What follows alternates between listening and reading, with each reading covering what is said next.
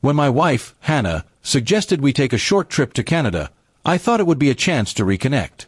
Things between us had been distant lately, not hostile, but quiet in a way that made me wonder when we had stopped being teammates. She said a trip would help us relax, to laugh again, to feel normal. I agreed without hesitation, hoping that maybe this time away would remind us why we had chosen each other in the first place. We landed in Vancouver on a Friday morning. The air was crisp, the streets lined with maple trees in bright shades of orange and red. For a while, things actually felt good. We joked about the cold, tried new food, and wandered through small markets. But beneath her laughter, I could still sense a certain detachment, as if she was present physically, but somewhere else emotionally. I told myself not to overthink it. Maybe she just needed time. On the third day, we planned to visit a small lake outside the city. The drive took about 2 hours, and along the way, Hannah played the music we used to listen to in college. It almost felt like old times again. We stopped at a scenic viewpoint, and while I was taking pictures, she said she wanted to grab coffee from a nearby cabin cafe. "I'll be right back," she said with a grin. I nodded and stayed behind to admire the view. After about 20 minutes, I realized she hadn't returned. I called her phone, no answer. I tried again, still nothing. I walked to the cafe, but she wasn't there. At first, I thought she might be joking around. She loved pulling small pranks. But after an hour of waiting, standing in the cold, my stomach tightened with unease. The car was gone. My luggage, wallet, and jacket were still inside it. All I had was my phone, which was down to 15% battery. I managed to call a cab from the cafe's landline and made my way back to the hotel, shivering both from the cold and confusion.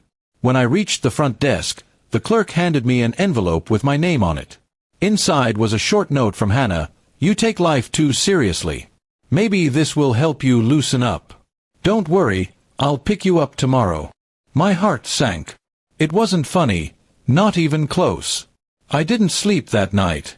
My phone died, and all I could do was sit in silence, wondering what had made her think such a thing could be a lesson. I wasn't angry, just deeply hurt. The next morning, she didn't show up. Nor did she answer any calls from the hotel's phone. I waited until evening, then decided to head to the airport myself. If this was her idea of a joke, it had gone far enough. While waiting in the terminal, I met a woman named Sarah. She was sitting across from me, trying to comfort her crying toddler. I offered to help with her bags when she spilled some juice, and she smiled gratefully. "Rough day?" she asked. I laughed quietly. "You could say that." As we talked, I found myself relaxing for the first time in days. There was something easy about the way she listened, not intrusive, not pitying, just kind. Sarah told me she lived in Toronto and was flying home after visiting her parents. When I mentioned I'd been left stranded, she didn't laugh. She simply said, "Some people don't understand how much their jokes can hurt." That sentence stuck with me. It wasn't advice or judgment, just empathy, the kind I hadn't felt from Hannah in a long time. By the time our flights were called, my phone finally charged enough to show a flood of messages from Hannah. The first few were playful, "Hope you're not too mad." But the later ones turned anxious. "Where are you? Why aren't you at the hotel?" I didn't reply. For once, I wanted space to think. I reached home before she did. When Hannah finally walked through the door 2 days later, her face was pale and worried. "You just disappeared," she said. I was scared.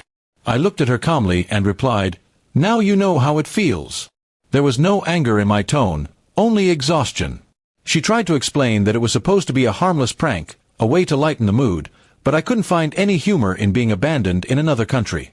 Over the next few weeks, things changed between us. We spoke less, but what we did say was more honest. She apologized more than once, saying she hadn't realized how deeply she'd hurt me. I forgave her, not instantly, but gradually.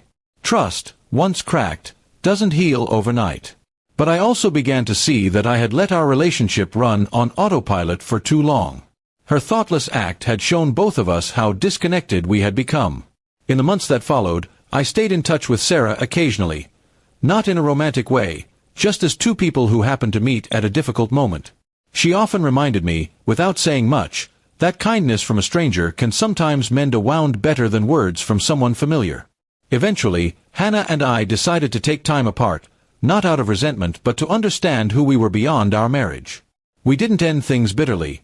We simply realized that some distances are not meant to be forced closed, but to be respected. Looking back, that trip to Canada changed everything. Not because I met someone else, but because I finally met myself again. It reminded me that love isn't about testing or teaching someone a lesson. It's about standing beside them, even when life gets dull or difficult. Hannah's joke hurt, but it also opened a door I had been too afraid to face. Sometimes, people walk into our lives for just a few hours and still manage to leave a lasting peace. Sarah didn't fix my story.